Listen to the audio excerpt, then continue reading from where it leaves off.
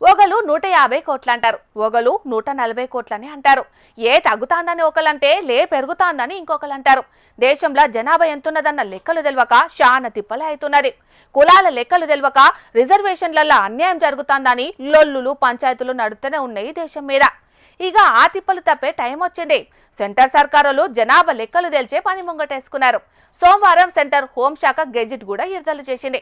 ఈసారి జనాభా లెక్కల కార్యం మామూలుగా ఉండదట. పాండ్రిగా ముచ్చట్లేందో చూద్దాం.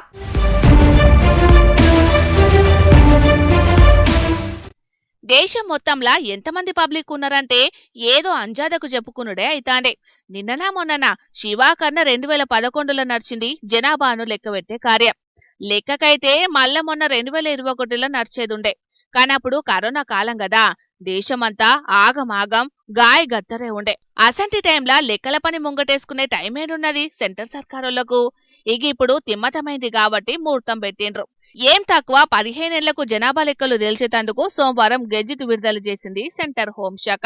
వచ్చే అక్టోబర్ 1 తారీఖు నాడు నడిజాం రాత్రి సంధి తొలి విడత జనాభా లెక్కలు చాలు చేస్తారట. సీమాంట జమ్మూ కాశ్మీర్, ఉత్తరాఖండ్, హిమాచల్, లడక్ ఏరియాలలో పబ్లిక్ లెక్కలు తేలుస్తారట. అటెంకా కడమ రాష్ట్రాల లెక్కలు 2027 మార్చి 1 సంధి షురువైతే అంటున్నారు. అంటే గిది ఇప్పట్ల తేల్చే ముచ్చట కాదన్నట్టు.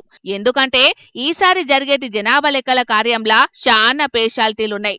దేశ చరిత్రలనే జనాభా లెక్కలతో అన్నట్టుగా కులాల లెక్కలు కూడా తేలుస్తారట ఈసారి. రిజర్వేషన్లలా అన్యాయం జరుగుతాందని వాళ్ళొకలు వీళ్ళొకలు లొల్లి చేస్తాండ్రు కదా, బీసీల లెక్కలు తేల్చాలని రోడ్లెక్కి కొట్లాడుతున్నారు కూడా. గందుకే షిట్టెషీమంతా ఈసారి ఈ లెక్కలు కూడా బయటికి తీసే ముచ్చట కూడా ముంగటేసుకుంటున్నారు అన్నట్టు.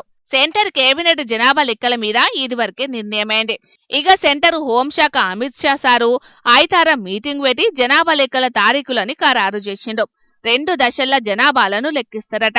తొల్త ఇంటి లెక్కలు, ఇండ్లల్లా సౌలతుల లెక్కలు తేల్చి అటెంకా ఇంటోళ్ల లెక్కల సంగతి చూస్తారట.